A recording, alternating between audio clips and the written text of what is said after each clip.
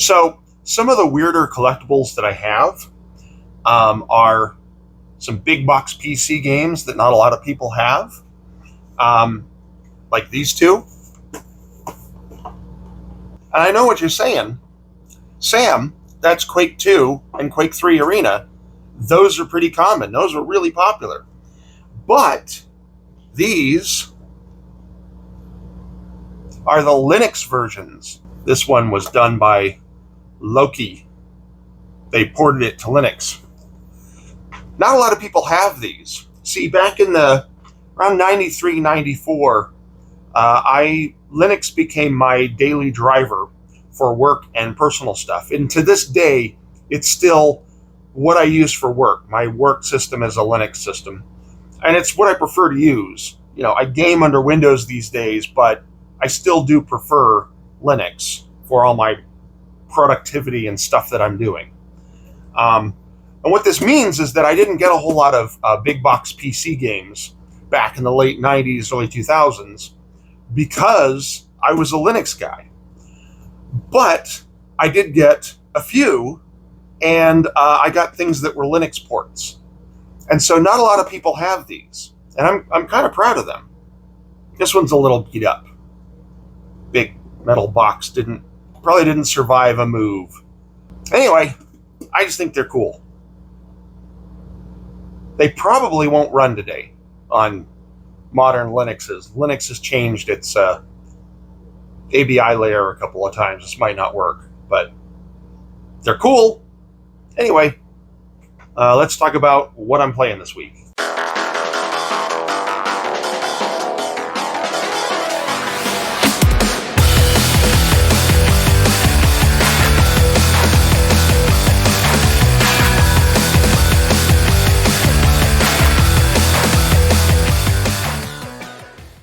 All right, so what am I playing this week? Well, the big one is still Baldur's Gate 3. I have been having a blast. It is so freaking amazing, freaking fun.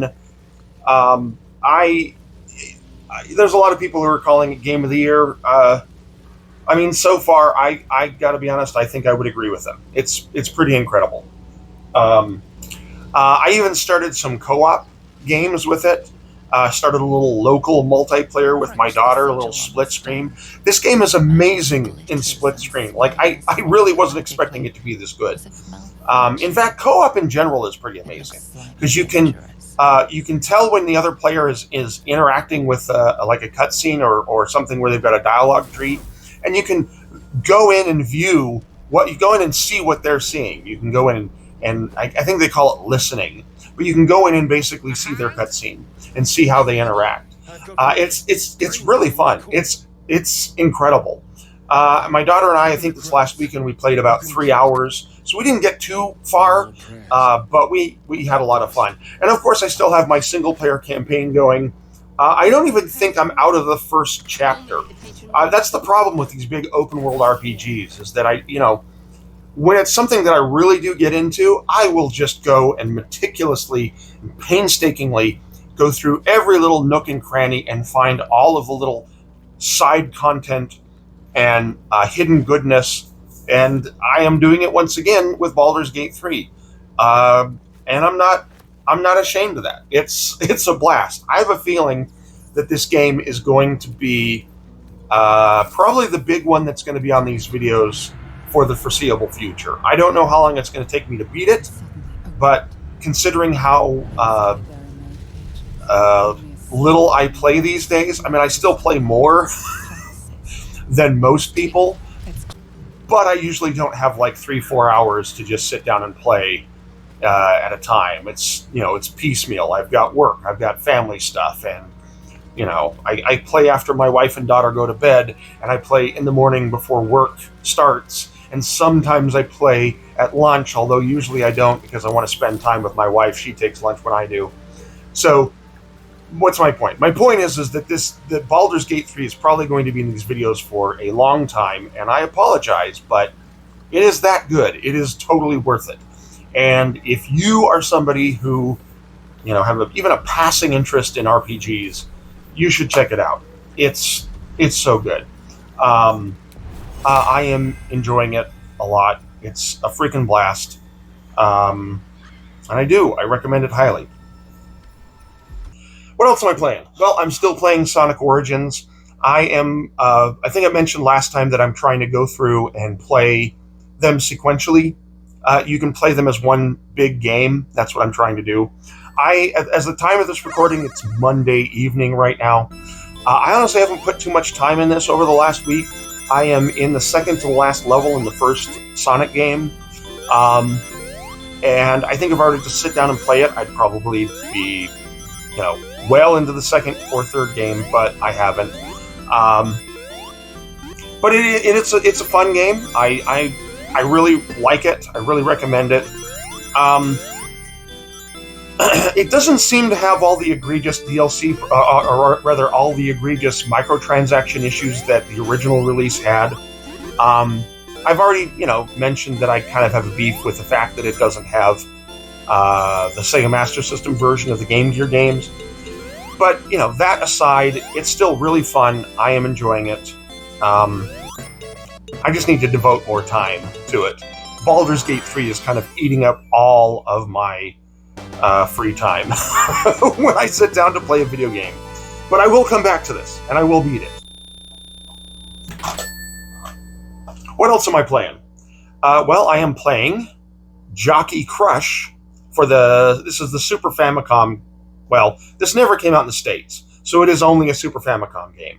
I am playing it on my analog Super NT, I think, because my original SNES doesn't play imports. But I am playing this. So what is this game? This game is a pinball game, and it's the same franchise as the Alien Crush, Devil's Crush, or was it Devil's Crash? I can't keep track.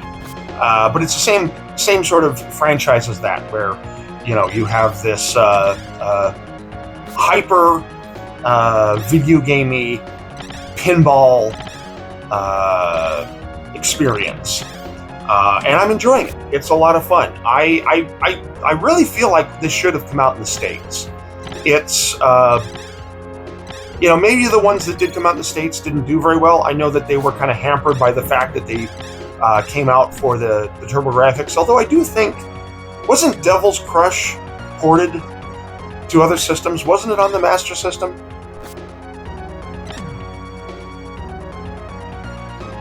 I don't see it. So if it was, I didn't buy it. Anyway, the point is that maybe this franchise wasn't doing very well in the States, and that's why they didn't port it.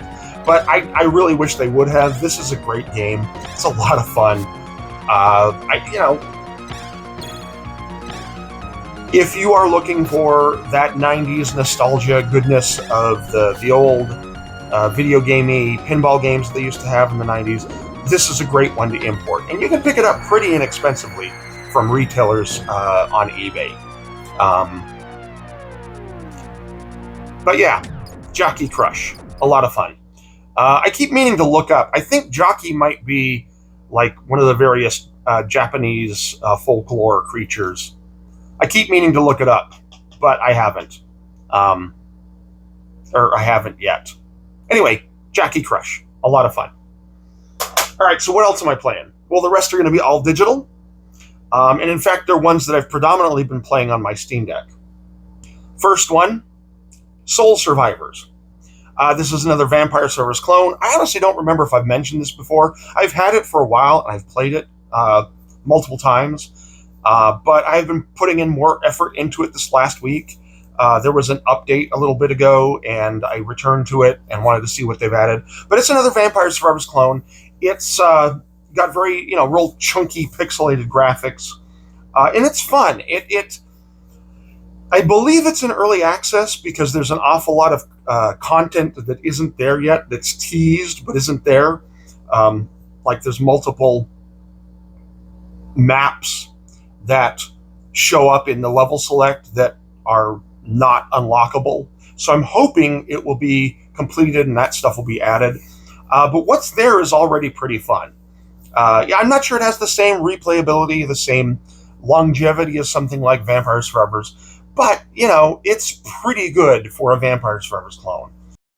I don't know what else to say. It's fun. The last one that I'm going to mention just barely came out recently, and it is 30XX. All right, so what is 30XX? It's a sequel to 20XX, which was a game that came out a few years ago. These games are 20XX was a roguelite action platformer in the style of like a Mega Man X. So not the original Mega Man, but Mega Man X. The 16-bit graphics. But it's roguelite, so all of the levels are procedurally generated. And it also had co-op. So you could play online, you could play the complete game with an online co-op experience. And that's predominantly the way that I played it back in the day. I played it with a friend of mine on the Switch, and we had a lot of fun. 30XX is the sequel to that. It is all of that plus more. It is once again Mega Man X style gameplay with procedurally generated roguelite levels, full online co-op. What is new is, first of all, there's a little bit more of a story, although I have to be honest, the story is largely forgettable. It also has level editors and community maps so that people can make their own levels and you can go and experience and play them yourself, which is a lot of fun. It also, of course, still has co-op, but one of the new features it has is it actually allows you to play the game sequentially and have your progress saved. And it plays more like a classic Mega Man X title that way. The traditional roguelite has it so that you basically have to beat the game in one sitting, and if you fail, you have to start over. I mean, that's roguelite, that's what roguelite games do, we expect that, but sometimes it's nice to not have to start all the way over when you fail. And so this new mode allows you to basically, if you fail, start over from the beginning of the area that you last made it to. Makes it play, in my opinion, much more smoothly. It's a much more enjoyable experience to not have to start all the way over every single time a run doesn't go the way you want. It's a lot of fun, and the great thing about it is that it plays incredible on the Steam Deck. That has been the primary place that I've been playing it. We've recently the heat wave that was going on, the big heat bubble that was keeping everybody really hot in the United States. Locally in my area, things have kind of cooled down a bit. It's still pretty warm, but it's cooled down enough that I can go out onto my porch and lie down on my hammock. And so I have been taking this game out there with me on my Steam Deck, and I've been playing it. And it's a lot of fun. If you're interested in a Mega Man X style game, if you like roguelike platformers, check it out. 30XX. It's a good time. I got a cassette tape, Naruto Boy soundtrack on cassette. I haven't opened it. It's a blue cassette. Limited Run Games have had video game soundtracks recently on cassette, which is weird. It's weird in the year 2023 of our Lord and Savior Nicolas Cage to get soundtracks on cassette. It's funny. I have a record player upstairs that has a cassette slot. I could play this if I really wanted, but I haven't opened it, so clearly I don't care enough to play it. Anyway, all right, that's it. Goodbye.